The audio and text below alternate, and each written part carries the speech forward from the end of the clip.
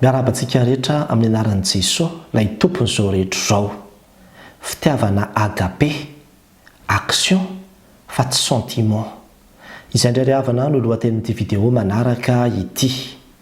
Mialatsiny aloha ety ampiandohana ny amin'ny fampiasana ny teny frantsay. Ny action moa dia tsy inona fa asa. Ny sentiment dia hoe fihetsepo, fa nofidiko mihitsy ireo teny ireo mba hahafahantsika mitadidy azy hoe ny fitiavana agape dia action fa tsy sentiment. Inona moa zany hoe fitiavana agape? Raha mijery ny Baiboly amin'ny teny Grika dia misy voambolana be dia be mihitsy ampiasaina entina milaza ny fitiavana. Fa izaho zany amin'ity an'ity dia anampy antsika mba hahafahantsika mitadidy azy toy izao hoe andao sokajiana roa fotsiny ilay fitiavana, zaraina roa fotsiny. Ny anankiray dia ilay fitiavan'Andriamanitra agape, ny anankiray dia ilay fitiavan'olombelona izay misy isan-karazany be dia be mihitsy ao.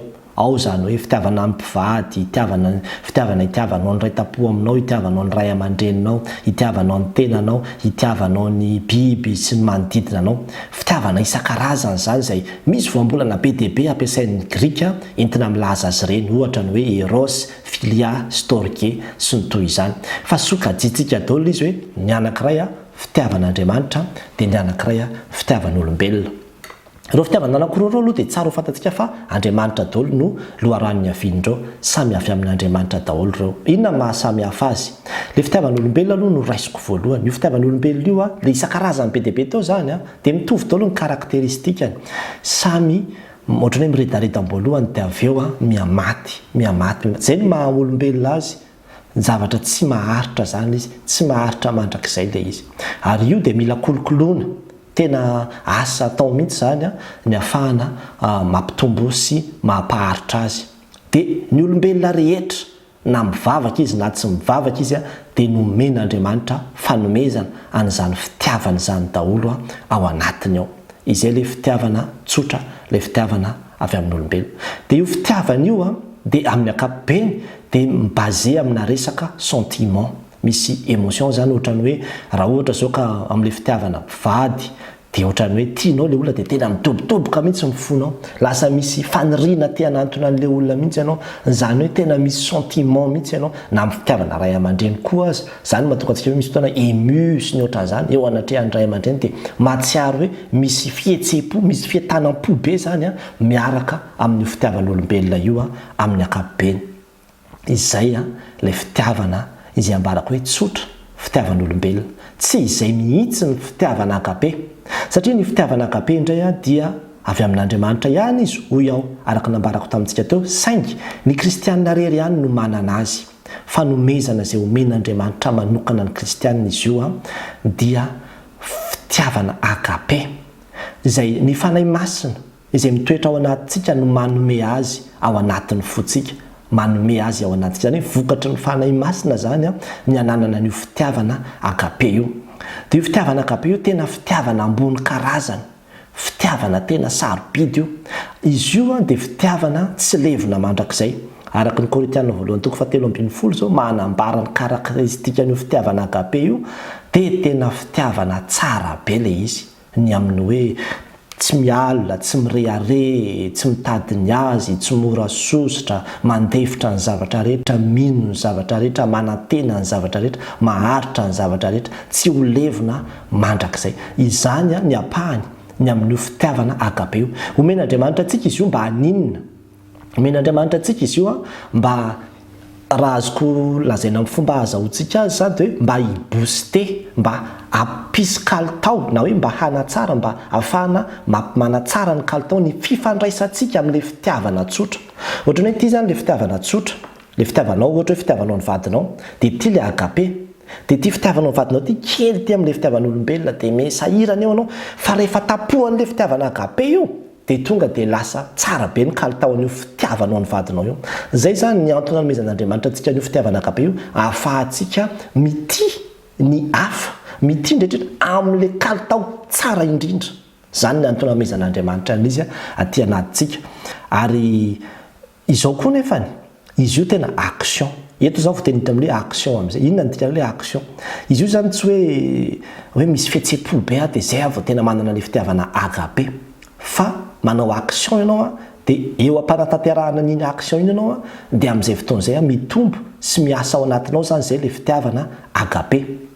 Ohatra, Andriamanitra rehefa niteny hoe fatoy izao no nitiavan'Andriamanitra n'izao tontolo izao dia misy action ambadik'izay nomeny ny zanan'ilay tokana. Nisy action fa tsy hoe Andriamanitra tian'izao tontolo dia tena midobodoboka be ny fony dia tena zao fa nomeny ny zanan'ilay tokana. Izay zany no action izay nataony. Raha miteny ny soratra masina hoe tiava ny fahavalonao, ahoana moa ry havana no andehanananao hoe anana sentiment amin'ny fahavalonao zany, hoe tena hidobodoboka be ny fonao na tena hoe tena tsy andronao izay ahitana ny fahavalonao? Tsy izay mihitsy, fa ny fitiavana ny fahavalo izay tian'Andriamanitra tena dia action, manaova zavatra ho an'ny fahavalonao. Rehefa manatanteraka ianao zany ohatra hoe manisy soa ny fahavalonao ianao na miarahaba ny fahavalonao na mamela heloka ny fahavalonao ianao dia amin'izay fotoan'izay mandeha amin'ilay fitiavana agape ianao zany amin'izay fotoan'izay. Izay le atao hoe fitiavana agape. Dia izany nahatonga an'i Jesosy Kristy rehefa niteny tamin'i Petera izy manao hoe tiava ianao, toy izy Petera hoe eny tompoko, dia action ataovy ary fa ano ary ny ondroko. Dia izany le izy.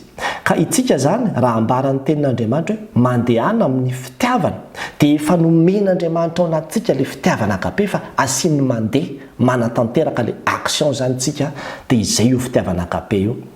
Ka eo anatrehan'izany dia inona ny zavatra tokony ataonao zany eo amin'ny vadinao, amin'ny zanakao, amin'ny mpiara-miasa aminao, amin'ny manodidina aminao, amin'ny raitapo aminao mba hahafahanao maneho an'izay hoe agape misy ao anatinao izay agape izay.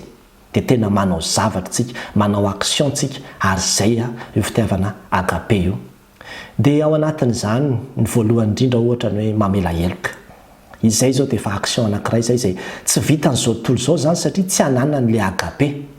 Fa ny fananantsika io agape io na dia ataoko hoe rafivavy, fahavalo dia mbola vitanao no mivavaka ao azy no le agape. Le agape zany no mitarika anao hanao zavatra dia izay mahatonga hoe andeha hivavaka ho an'ity fahavaloko ity dia lasa vitanao ny mivavaka na dia ho an'ny fahavalonao satria nomen'Andriamanitra le agape tsika ahafahantsika manatanteraka an'izany dia iaino. Mandehana ary zany amin'ny fitiavana, mandehana amin'ny fitiavana ary io fiainanao amin'ny fitiavana agape io no ahitana fa zanak'Andriamanitra ianao. Araka ny Jaona 1:4-7 ozy izy manao hoe ry malala, aoka hifankatia isika fa avy amin'Andriamanitra ny fitiavana. Izay rehetra ty no naterak'Andriamanitra sady mahalala an'Andriamanitra. Izay rehetra ty, izany hoe izay manana io fitiavana agape io no ambara hoe zanak'Andriamanitra sady mahalala, manana fifandraisana amin'Andriamanitra. Dia ny maha-kristianina antsika tsy hoe satria mitondra baiboly na satria zanaka pastera na satria izay mivavaka foana rehefa alady, fa ny tena maha-kristianina antsika dia hita amin'ny hoe mifankatia maneho an'ilay fitiavana agape tsika. Misy kalitaon'ny fitiavana izay fitiavantsika ny manodidina antsika satria misy zavatra be dia be izay ataontsika izay tsy vitan'izao tontolo izao fa ataontsika izy. Dia rehefa manao an'io action io tsy vitanao amin'ny herin'ny tenanao io fa tsy maintsy miankina amin'ilay fanahy masina anao, fa ny fanahy masina no manome anao ny hery ahafahanao mamela heloka fa tena vitantsika le izy satria manana le fitiavantsika izay tsara indrindra ahafahantsika hoe mandefitra ny zavatra rehetra, mino ny zavatra rehetra, manantena ny zavatra rehetra. Mahereza ry havana, tsara be ny zavatra nomen'Andriamanitra antsika dia ny fitiavana agape dia mandehana araka an'izany. Iaino fa tena ozy ny tenin'Andriamanitra izany ny ahafantaran'ny olona rehetra fa mpianatra ianareo raha mifankatia. Ho an'Andriamanitra ry iran'ny voninahitra. Amen.